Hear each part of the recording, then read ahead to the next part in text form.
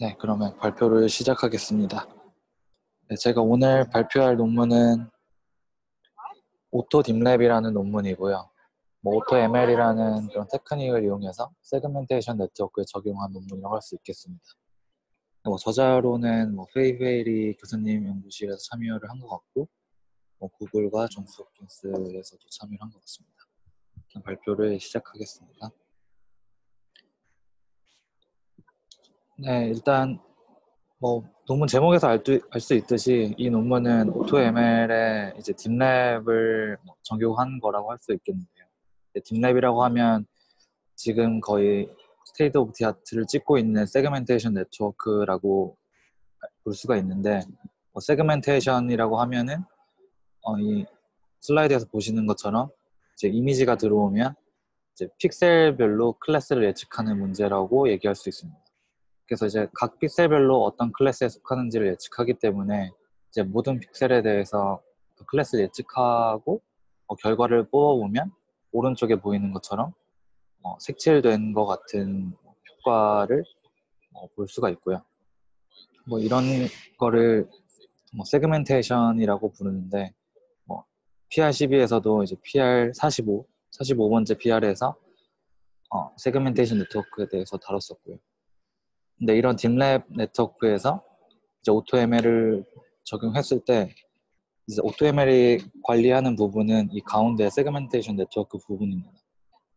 그래서 이 가운데 부분을 이 저자들이 제안한 AutoML 방법을 이용해서 이제 세그멘테이션 네트워크 자체를 머신러닝한테 맡겨서 제너레이션 해보자는 아이디어고요. 네, 그래서 이 뒤에 슬라이드에서 좀 더 자세하게 다루겠지만 이 논문에서는 이제 총 두 가지의 아키텍처 서치를 하는데, 이제 왼쪽에서 보는 것 같이 큰 그림을 그리는 아키텍처 서치가 있고요. 이제 오른쪽에서 보이는 것처럼 각 레이어에 대한 디테일한 셀을 서치하는 그런 두 가지의 서치를 진행하고 있습니다. 그래서 네, 이 논문을 시작하기 전에 간단히 정리하자면, 기존에 있었던 AutoML 방식을 세그멘테이션에 적용한 첫 번째 사례라고 볼 수 있고요. 그리고 이걸 하기 위해서 세그멘테이션 네트워크는 기본적으로 딥랩 V3라는 네트워크를 많이 참고를 한 것 같고, 이제 AutoML을 적용할 때는 달츠라는 디퍼런셔블한 아키텍처 서치 알고리즘을 사용한 것 같습니다. 네, 그리고 이 논문의 컨트리뷰션을 시작하기 전에 정리를 해보자면, 이전 슬라이드에서 말씀드린 것처럼 AutoML을 세그멘테이션에 적용해봤다는 것이고, 두 번째로는 이제 빠르고 이제 조인트 아키텍처 서치라고 할 수 있는데, 이제 빠르다는 거는 이 달추를 써서 3일 만에 아키텍처 서치를 끝낸다고 공개를 했고요. 근데 이전에 있었던 나스나 이나스 같은 논문들은 GPU 타임으로 치면 거의 수천 시간을 썼기 때문에 그것보다 조금 더 효율적이라고 얘기를 하고 있고요. 두 번째는 조인트 아키텍처 서치인데, 이전 슬라이드에서 말씀드린 것처럼 이제 큰 그림을 그리는 아키텍처 서치와 이제 디테일한 부분을 그리는 아키텍처 서치를 같이 하기 때문에 조인트라고 얘기를 하는 것 같습니다. 그리고 다른 비전 태스크에서는 보통 이미지 클래시피케이션에서 트레이닝을 하고 그 프리트레인된 웨이트를 가지고 이제 파인 튜닝을 하는 경우가 많잖아요. 오브젝트 디텍션이나 포즈 에스티메이션이나. 근데 이 논문에서는 프리트레인을 하지 않아도, 그 이미지넷이나 다른 데이터셋에서 프리트레인을 하지 않아도 몇몇 데이터셋에서 스테이트 오브 디 아트를 찍었다고 하고, 네, 그렇다고 합니다. 그런 내용의 논문이고요. 그래서 지금 최근에 AutoML에 대해서 간략히 살펴보면 PR12에서도 굉장히 많이 다뤄졌던 토픽 중에 하나인데, 일단 기본적으로 이 논문의 저자들이 얘기하는 거는 기존 논문들의 서치 스페이스가 굉장히 심플리파이드 돼 있다라고 얘기를 하고 있습니다. 기존 논문들이 이렇게 서치 스페이스를 간략화한 거는 많은 이유가 있겠지만, 컴퓨테이션을 최적화하기 위한 부분도 있겠고요.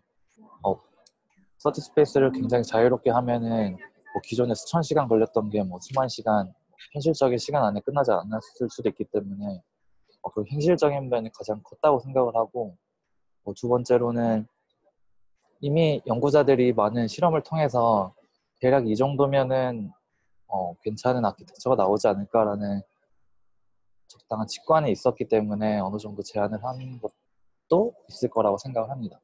어쨌든 그런 제한된 서치 스페이스 때문에 그 기존의 AutoML이 이 저자들이 풀고자 하는 세그멘테이션에서는 적합하지 않다고 얘기를 하는 거고요. 그래서 이게 어떤 말이냐라고 하고, 엠나스넷 제가 발표했었던 논문인데 거기에 그림을 가져와 봤습니다. 네. 나스뿐만이 아니라 이런 나스류 네트워크에서는 이 아우터 네트워크, 그러니까 큰 그림은 거의 저자들이 정해놓고 시작을 하는 경우가 많아요. 그래서 이 엠나스넷에서도 이 블럭 7개를 쓴다고 거의 정해놓고 이 블럭 안에 있는 이 레이어의 세부적인 오퍼레이션이나 이 레이어가 몇 번 반복될 건지 이제 이 파란색 부분만 오토ML한테 맡겨서 제너레이션 했었거든요. 그래서 이것처럼 기존 논문들이 디테일한 거는 잘 서치를 했지만 큰 그림은 거의 서치를 하지 않았다라고 얘기를 하고 있고, 두 번째 AutoML의 문제점이라고 하면 어쨌든 연산량이 굉장히 이슈였기 때문에 AutoML을 하기 위해서 대부분 이 C-파텐 데이터셋에서 아키텍처 서치를 하고, 그 다음에 거기서 나온 아키텍처를 가지고 이미지넷으로 가서 새로 튜닝 한다거나, 그래서 어쨌든 아키텍처 서치 단계에서는 큰 이미지, 그러니까 큰 레졸루션을 가지는 이미지 데이터셋을 대부분 쓰지 않았던 것 같아요. 근데 이제 이 아래 보이는 게 세그멘테이션에 자주 쓰이는 시티스케이프라는 데이터셋인데, 이 이미지의 크기가 보통 1024 곱하기 2048이거든요. 근데 이렇게 큰 이미지를 보통 세그멘테이션 하게 되는데 시바텐 같이 아주 작은 이미지 레졸루션에서 나온 아키텍처를 가지고 거기서 나온 걸로 이제 시티스케이프에서 트레이닝을 한다거나 하면 맞지 않는 부분이 생기겠죠. 그래서 이 저자들은 직접 시티스케이프 파인 튜닝을 하는 것이 아니라 직접 시티스케이프에 대고 아키텍처 서치를 하게 됩니다. 이제 마지막은 기존의 AutoML 논문이 너무 이미지 클래시피케이션에 최적화되어 있다라고 얘기를 하는데요.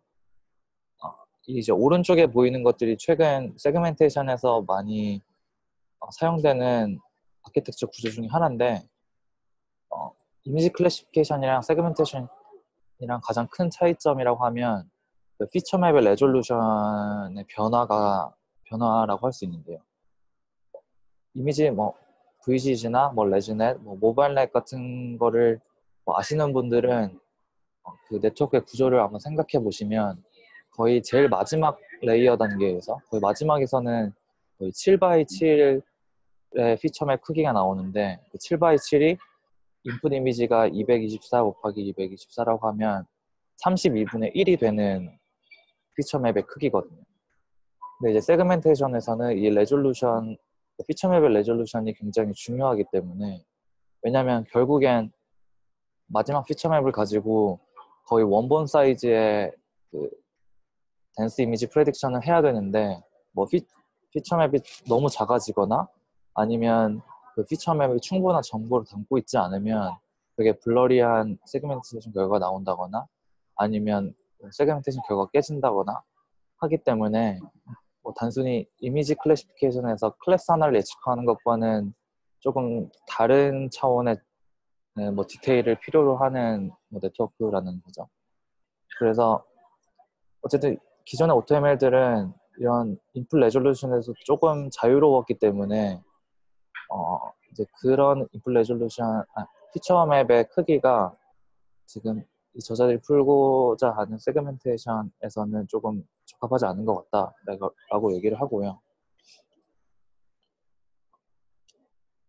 네, 그래서 이 논문의 목표라고 하면 세그멘테이션이 대체로 인풋 레졸루션, 이미지의 크기가 굉장히 크기 때문에 이걸 처리할 수 있는 조금 효율적인 아키텍처 서치를 제안하려고 했고, 이걸 하기 위해서는 기존의 나스류 테크닉이 아니라 이 디퍼런셔블한 달치를 쓰기로 한 것 같고요.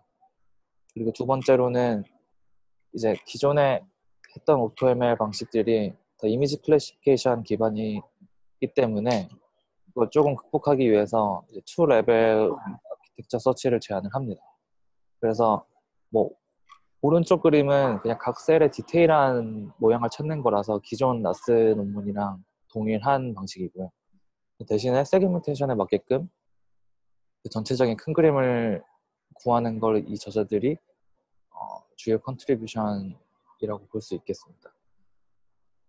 네, 그래서 하나씩 살펴볼 건데 일단 이 저자를 제안한 AutoML을 보기 전에 세그멘테이션이 대체로 어떤 특징을 갖고 있느냐 간략하게 살펴보려고 하는데요.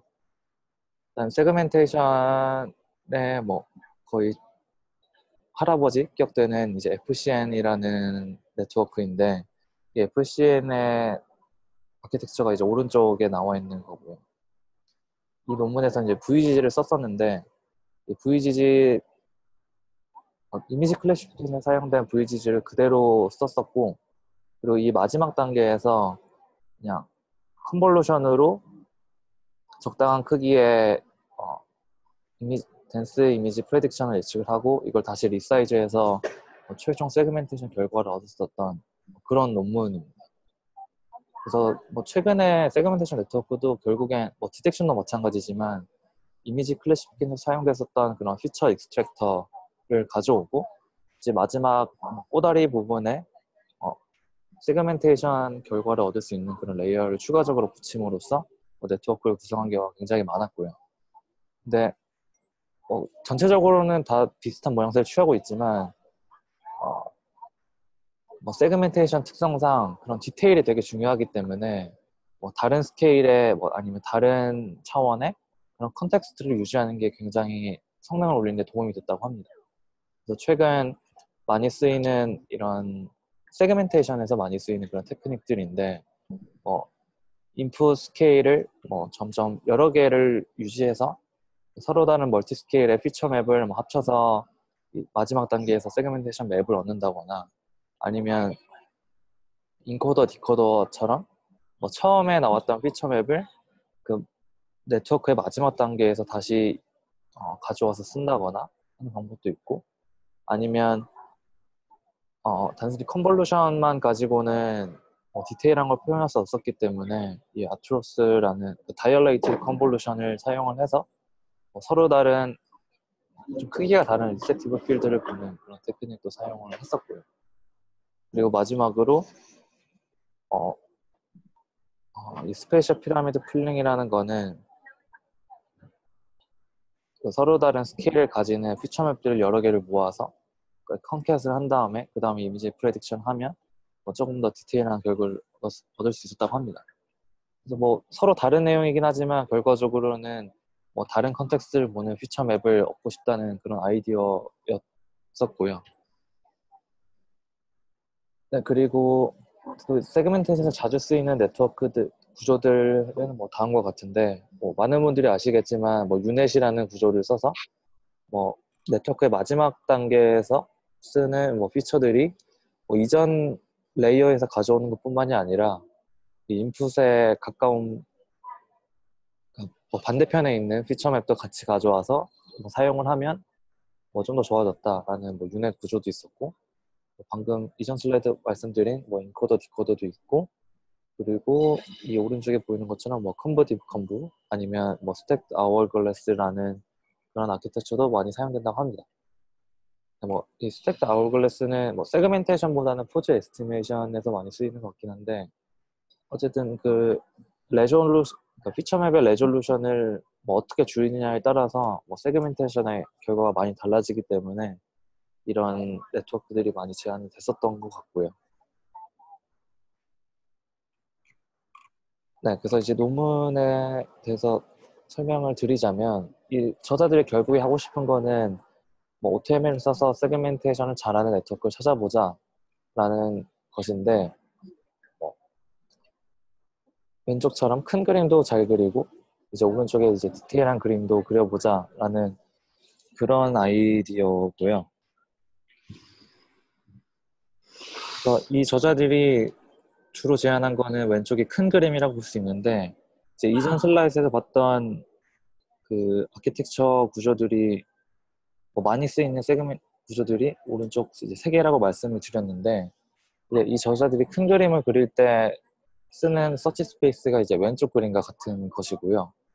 근데 이 저자들이 얘기하기로는 이 왼쪽에 그 큰 그림 서치 스페이스로 기존에 많이 사용되던 그런 세그멘테이션 네트워크를 커버를 할 수 있다라고 얘기를 하고 있습니다. 그래서 이 저자들이 왼쪽에서 제안을 한 거는 일단 피처 맵의 레졸루션이 32분의 1 이상 줄어들지 않게끔 제한을 했고요. 그래서 피처 맵이 아무리 작아져도 32분의 1까지밖에 제한이 안 되고 그리고 뭐 이 안에서 각 레이어의 레졸루션이 뭐 왔다 갔다 하면서 뭐 최종적으로 세그멘테이션을 하는 네트워크를 구성을 하게 됩니다. 그래서 뭐 서치를 어떻게 하냐에 따라서 이 딥랩 V3 같은 구조가 나올 수도 있고 아니면 컨버티컴브 같은 구조가 나올 수도 있고 아니면 이제 스텝드 아워글래스 같은 구조가 나올 수도 있고 네 그래서 이제 뭐 모든 아키텍처가 다 나올 수 있는 서치 스페이스다라고 주장을 하고 있습니다. 그래서 이전 슬라이드에서 서치 스페이스가 크게 두 가지가 있다고 말씀드렸는데 이제 디테일한 부분과 이제 큰 그림이 있다고 말씀드렸고요. 이제 디테일한 셀을 어떻게 서치하는지에 대해서 먼저 살펴보면 뭐 이 부분은 기존의 나스류 논문과 동일하다고 얘기를 하고 있기 때문에 이제 논문에서도 자세히 다루고 있진 않고요. 근데 이 저자들이 세그멘테이션 네트워크를 푸는 AutoML을 디자인하기 위해서 뭐 다음과 같은 8개의 오퍼레이션을 사용했다고 합니다. 아마 대부분이 여기 사용된 오퍼레이션 대부분 딥랩 V3에서 많이 가져온 것 같고요. 뭐 논문의 제목에 딥랩이 들어간 것처럼 이 논문 저자들이 딥랩 V3를 많이 참고한 것 같습니다. 그래서 뭐 이러한 오퍼레이션들을 써서 뭐 기존 나스 논문들과 동일하게 이제 셀 하나를 잘 제너레이션 하게끔 디자인을 했고요.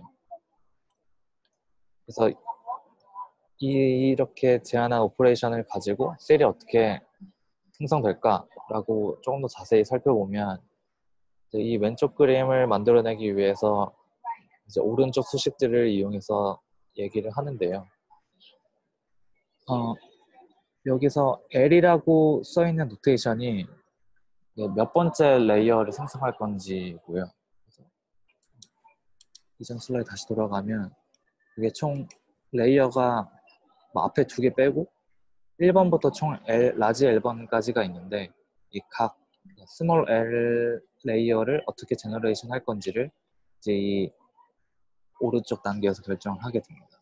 그래서 이 스몰 L 레이어를 어떻게 생성할 건지를 이제 결정하는데 이제 각 레이어는 총 5개의 블럭으로 구성될 수가 있고요. 사실 이것도 뭐 하이퍼 파라미터인 것 같은데 저자들은 총 5개의 블럭을 이용해서 이제 하나의 레이어를 구성할 수 있게끔 디자인을 했고 그리고 이제 하나의 블럭에 들어오는 인풋은 바로 이전 스텝에 나온 아웃풋 아니면 두 번째 전에 등장한 아웃풋이거나 아니면 같은 레이어 안에서 생성된 블럭의 아웃풋입니다. 그래서 총 3가지의 아웃풋을 받을 수가 있고요. 인풋을 받을 수가 있고요. 그리고 그 중에서 2개를 선택을 하게 됩니다. 그래서 이 오른쪽의 수식을 뭐 처음부터 따라가 보면은 이 오른쪽에 있는 H는 그 특정 블럭 안에 들어오는 이제 인풋이 되는 거고요.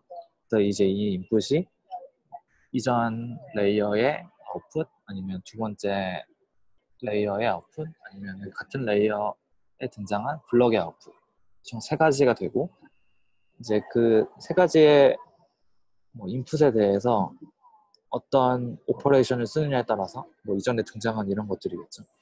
이런 것들로 이제 이 하나의 블럭이 어떻게 생성되는지를 정의를 하게 되고요. 그리고 근데 뭐 첫 번째 1번 수식처럼 이 셀을 디자인하게 되는데 이걸 뭐 정확히 알 수 없기 때문에 이 논문에서는 이런 식으로 어프록시메이션을 해서 이 각각의 이런 셀이 등장하는 거를 뭐 웨이티드 썸을 해서 최종적으로 이 인풋들 인풋과 오퍼레이션의 뭐 가중치 같은 것을 계산을 합니다. 이 가중치는 뭐 더하면 1이 되는 노멀라이즈 팩터라고 생각을 하시면 되고요. 그래서 뭐 이런 단계를 거치면 제일 아래 보이는 수식처럼 뭐 이전 주 레이어의 아웃풋과 현재 레이어를 가지고 이제 현재 레이어의 아웃풋을 정의하는 그런 과정이 되겠습니다. 그리고 뭐 지금까지는 그 셀의 디테일한 부분을 정의하는 단계고요. 그리고 이제 네트워크 레벨 서치 스페이스는 이제 큰 그림을 그리는 단계라고 생각할 수 있는데 저자들이 얘기하기로는 뭐 저희가 방금 이전 슬라이드에서 이 파란색 하나를 디자인을 한 거고요. 근데 이 파란색 하나를 디자인했는데 이 하나에는 총 4가지 스테이트가 있다고 합니다. 뭐 현재 피처맵의 레졸루션이 4인 거에 대한 뭐 스테이트, 8인 거에 대한 스테이트, 16인 거에 대한 스테이트, 뭐 32인 거에 대한 스테이트가 있다고 하고요. 그래서 이제 총 4가지의 스테이트가 있는데 이제 이 스테이트들을 가지고 그러니까 이 그림 보시면 아시겠지만 이 하나의 파란색을 예측하기 위해서 이제 이전 2개의 레이어와 이제 자기 자신이 인풋으로 들어올 수 있잖아요. 근데 이 파란색 하나를 정의하기 위해서 어떻게 결국에는 이제 이 파란색 점들 간에도 이제 관계가 있다는 것이죠. 그래서 여기서 얘기하는 거는 이 모든 파란색 점들이 같은 피처맵 레졸루션을 가지는 게 아니라 계속 변동할 수 있는 값이기 때문에 여기서도 이 수식을 하나씩 보시면 두 번째 전 레이어의 피처맵 레졸루션은 이제 현재 레이어의 레졸루션과 같고요. 그러니까 S로 동일하고 바로 직전 레이어만 조금 더 큰 레졸루션에서 오거나 아니면 같은 레졸루션에서 오거나 아니면 더 작은 레졸루션에서 오거나 총 3가지의 경우일 수밖에 없습니다. 그래서 이게 어떻게 표현되냐고 다시 보면 지금 저희가 뭐 16이라는 레졸루션 16분의 1이라는 피처맵 레졸루션을 얻기 위해서는 이제 이 두 전 스텝은 이제 같은 레졸루션을 가져야 되는 거고요. 뭐 서치 스페이스 디자인상. 근데 이제 바로 직전 레이어의 레졸루션은 바로 위로 올라갔다가 내려올 수도 있는 거고 아니면 그 L-2에서 그냥 똑같은 레졸루션을 가지고 올 수도 있고 아니면 내려갔다가 그러니까 피처맵 레졸루션이 작아졌다가 다시 커지는 방향일 수도 있고 이제 총 3가지의 경우의 수가 있는 거겠죠. 그래서 이 파란색 점들 간의 뭐 관계에 대해서도 이렇게 정의를 했다고 하고 그래서 이 베타들도 더하면 1이 되고 이 중에 나중에 아키텍처 서치를 끝나고 난 다음에는 이 베타가 가장 큰 것을 따라서 아키텍처를 구성했다고 합니다. 네, 그리고 이 네트워크 레벨에서 제일 마지막에 이제 ASPP라는 모듈을 추가를 했는데요. 이거는 딥랩에서 많이 사용된 구조 중에 하나고 그림을 보시면 아시겠지만 딥랩 V3 논문에서 가져온 건데 이게 마지막 뭐 피처맵에 나왔을 때 여기에 다이얼레이티드 컨볼루션을 그 레이트가 서로 다른 것들을 여러 개 놔서 서로 다른 리스티브 필드를 가진 피처맵을 다 컨캣한 다음에 마지막 세그멘테이션 결과를 내주는 뭐 그런 테크닉이라고 할 수 있습니다. 그래서 이 ASPP는 따로 서치하는 건 아니고 이 저자들이 서치한 네트워크의 마지막에 이걸 붙였다고 합니다. 네, 그래서 이 오토 딥랩을 디테일을 살펴보면 총 12개의 레이어가 있고요. 각 레이어는 5개의 블럭으로 구성될 수가 있고 그리고 아키텍처 서치를 할 때 시티스케이프 데이터셋을 가지고 아키텍처 서치를 했다고 하는데 원래 시티스케이프 데이터셋의 크기는 1024 곱하기 2048인데 이 이미지들을 랜덤하게 321 곱하기 321로 이제 크랍한 이미지를 가지고 이제 아키텍처 서치를 했다고 합니다. 그래서 이 321 곱하기 320 이미지를 가지고 조금 더 애큐러시가 잘 나오는 방향으로 학습을 했다고 알 수 있고요.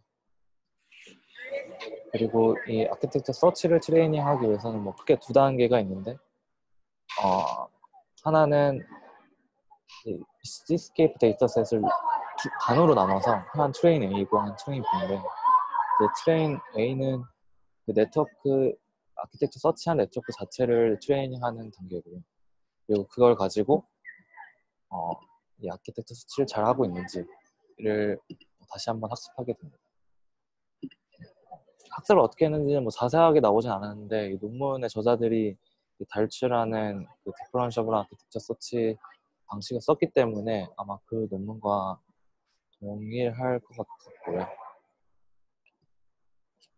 그래서 결과를 보면 이 저자들이 최종적으로 결정한 생성해낸 아키텍처는 다음 것 같고 인풋의 레졸루션이 이런 식으로 변한다고 합니다.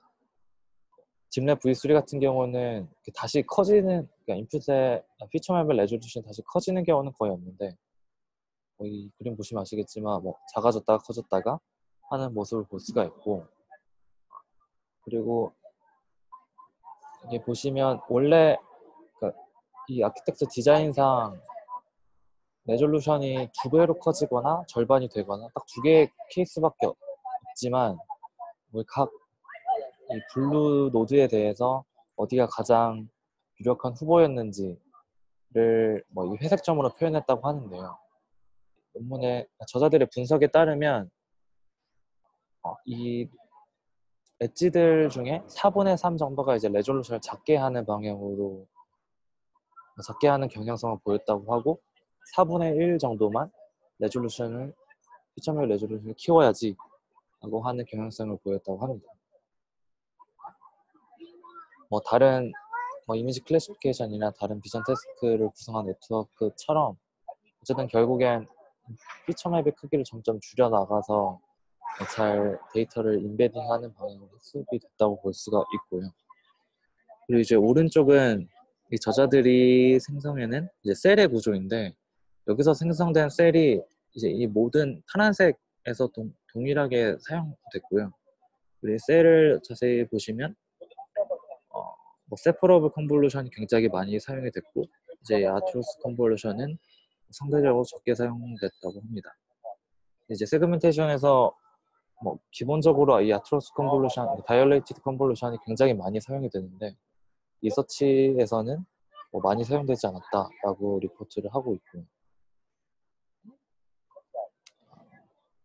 그리고 이제 이 아키텍처 서치를 하는 이 네트워크 자체를 트레이닝하는 에폭에 따라서 애큐러시가 어떻게 달라지는지를 봤는데 이 저자들이 40에폭 정도 학습을 했을 때 가장 좋은 성능을 얻었다고 하고 그보다 더 많이 학습을 하더라도 더 좋은 아키텍처가 나오진 않았다고 합니다.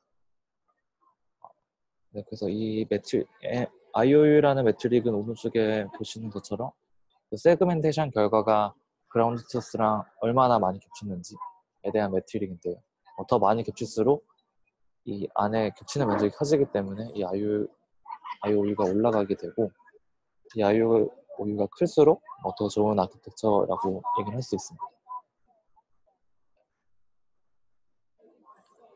그리고 이 저자들이 얻은 아키텍처를 가지고 이제 각 데이터셋에서 다시 트레이닝을 한 이제 IOU 결과인데요. 이 저자들이 만들어낸 게 이제 오토 딥랩이라는 모델이고 그리고 이제 피처맵의 크기에 따라서 SML, 그러니까 스몰, 미디움, 라지 이렇게 구분했는데 이제 딥랩 V3가 이제 아마도 시티스케이프에서 거의 스테이트 오브 디 아트일 건데 이 페이퍼의 결과랑 비교를 했을 때 가장 작은 모델이더라도 더 적은 계산량과 더 적은 파라미터를 가지고 이제 스테이트 오브 디 아트를 눌렀다라고 라고 얘기를 하고 있고, 이제 피처맵을 더 키울수록, 그러니까 더 많이 쌓을수록 애큐러시가 더 올라가는 결과도 얻었다고 합니다. 그리고 이거는 각 네트워크를 얼마나 학습했는지, 그러니까 아키텍처가 정해지고 나서 얼마나 학습했는지에 따라서 애큐러시를 비교해봤는데, 당연히 더 오래 학습할수록 더 좋은 결과를 얻었다고 하고요. 그리고 SDP가 정확히 뭔지는 모르겠는데, SDP라는 추가적인 테크닉을 썼을 때 애큐러시가 큰 폭으로 향상됐다 라고 리포트를 하고 있습니다. 그리고 이제 이 논문에서 주장하는 것 중에 또 하나는 이제 프리트레이닝이 없어도, 그러니까 이 아키텍처 자체가, 그러니까 OTML 자체가 이미지넷을, 그러니까 이미지 클래시피케이션을 위한 게 아니라 세그멘테이션을 위한 거기 때문에 이미지넷을 쓰지 않고 바로 시티스케이프 세그멘테이션 데이터셋을 쓰잖아요. 그래서 이미지넷 트레이닝이 없을 수밖에 없는데, 이미지넷 프리트레이닝이 없는 상황에서도 다른 프리트레인한 웨이트에서 시작한 다른 논문들보다 더 좋은 성능을 얻거나 비싼 성능을 얻었다라고 얘기를 하고 있고요.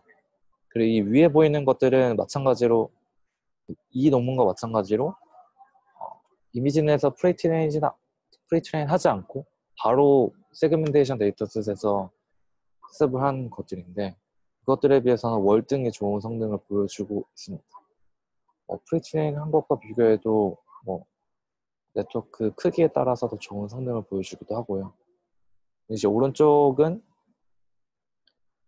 이것도 마찬가지로 프리트레이닝을 했냐 안 했냐에 따라서 애큐러시를 비교한 건데, 프리트레인을 하지 않아도 더 좋은 성능을 보였다고 합니다. 이제 두 번째 실험 결과도 이제 프리트레이닝 여부에 대한 건데, 이제 이거는 파스칼 VOC라는 데이터셋이고요. 이제 파스칼 VOC에서는 이제 코코 데이터셋에서만 프리트레이닝을 해도 다른 이미지넷과 코코 데이터셋 같이 프리트레이닝 한 논문보다 좋거나 비슷하거나 그런 결과도 얻었다고 하고요. 그리고 이제 ADE20K라는 데이터셋에 대해서도 프리트레이닝을 하지 않았음에도 불구하고 좋은 성능을 보였다라고 리포트를 하고 있습니다. 그리고 이거는 이제 세그멘테이션 결과를 비주얼라이즈 한 건데요. 숫자상으로는 기존의 논문들과 거의 견줄 만한 애큐러시를 얻었는데, 비주얼라이즈 된 결과를 보면 제일 아래쪽이 예측을 잘 못한 거라고 얘기를 하고 있는데, 사람이랑 자전거가 겹치는 경우에 잘 예측이 안 됐다고 보고를 하고 있고요. 좀 복잡해 보이는 쉐입에 대해서는 잘 못한다고 얘기를 하고 있습니다. 그리고 이거는 AD20K 논문에서 세그멘테이션 결과를 얻은 것인데, 여기도 마찬가지로 조금 복잡한 쉐입, 의자 다리 같은 경우에 잘 예측을 하지 못했다라고 리포트를 하고 있습니다. 그래서 논문을 정리해보자면, 이제 오토ML을 이용해서 세그멘테이션 한 거의 첫 번째 논문이라고 할 수 있겠고요. 그리고 여러 가지 테크닉을 이용해서 빠르고 이제 조인트한 아키텍처 서치를 하는 그런 논문이 됐고, 그리고 이제 프리트레인을 하지 않아도 웬만한 데이터셋에서 좋은 결과를 얻었다라고 정리할 수 있겠습니다. 그리고 후속 연구라고 하면, 이건 그냥 제가 생각을 해본 건데, 이 논문에서 얘기하는 것 중에 하나는 이제 유넷 같은 구조가 세그멘테이션에서 굉장히 많이 쓰이는 것 중에 하나인데, 이제 이 논문에서는 유넷 같은 거는 서치 스페이스에 고려가 되지 않았기 때문에 이런 유넷을 고려하는 그런 서치 스페이스를 시도해 보겠다고 얘기를 했고요. 그리고 이제 세그멘테이션뿐만이 아니라 오브젝트 디텍션이나 포지 에스티메이션에서도 동일한 스킴을 이용해서 아키텍처 서치를 할 수 있지 않을까라고 생각을 합니다. 그리고 이거는 제가 그냥 정리를 해본 관련된 웍들인데요. 논문에 나오는 것도 있고 안 나오는 것도 있는데, 뭐 사실은 이 논문이 나오기 전에 구글에서 이 뒤에 꼬다리 부분만 AutoML로 제너레이션해서 세그멘테이션 하는 그런 논문을 발표를 했었습니다. 근데 이 논문에서는 이 논문에서 하려고 하는 거는 이 마지막에 이 ASPP를 할 때 이 서로 다른 레이트를 가지는 다이얼렉티드 컨볼루션을 사용을 하는데요. 근데 거의 뭐 정사각형 모양의 컨볼루션을 많이 썼는데 뭐 경우에 따라서는 이렇게 좀 직사각형이나 뭐 서로 좀 비대칭한 레이트를 쓰는 게 도움이 되지 않을까라는 아이디어에서 시작을 했고, 그래서 이 앞부분을 고정을 한 채로 이 뒤에 부분만 아키텍처 서치로 찾아서 세그멘테이션을 해봤더니 딥랩보다 훨씬 좋더라 라는 결과를 얻었다고 합니다. 근데 이제 이 논문과 그러니까 현재 이 논문과 비교를 해보자면 이 DPC 논문에서는 이 뒤에 꼬다리 부분만 서치를 했는데 이 오토 딥랩에서는 이 전체를 서치했다는 차이가 있겠고요. 그리고 이 DPC 논문에서 찾아낸 이 뒤에 꼬다리 부분은 뭐 다음과 같이 생겼다고 합니다. 뭐 보시면 뭐 사람이 거의 결정하기 어려운 레이트를 가지는 다이얼렉트릭 컨볼루션을 볼 수가 있죠. 뭐 이런 세그멘테이션 쪽에서 이런 AutoML 논문들도 있었고요. 두 번째로는 이제 프리트레이닝을 하지 않는 비전 태스크에 대한 논문인데, 이건 작년에 페이스북에서 발표한 논문이고요. 프리트레이닝을 그러니까 이미진에서 프리트레이닝을 하지 않아도 오브젝트 디텍션에서 더 좋은 성능을 보였다라고 합니다. 뭐 대신 학습이 훨씬 오래 걸리긴 했지만 학습을 충분히 오래 하면 프리트레이닝을 하지 않아도 좋은 결과를 얻었다고 하고요. 저희가 생각해보면 이미지넷은 클래시피케이션에 적합한 데이터셋이기 때문에 어떻게 보면 저희가 디텍션을 한다고 하면 그 데이터셋이 오히려 노이즈가 될 수도 있고 그렇게 생각을 할 수 있겠죠. 근데 이 논문과 동일하게 프리트레이닝을 하지 않아도 디텍션이나 세그멘테이션에도 잘할 수 있다 하는 그런 논문이니까 관심이 있으시면 한번 찾아보시면 될 것 같습니다. 이상으로 발표를 마치고요. 시간이 얼마 안 남아서 안 남은 것 같은데 질문이 있으시면 슬랙에서 해주시면 될 것 같습니다. 감사합니다.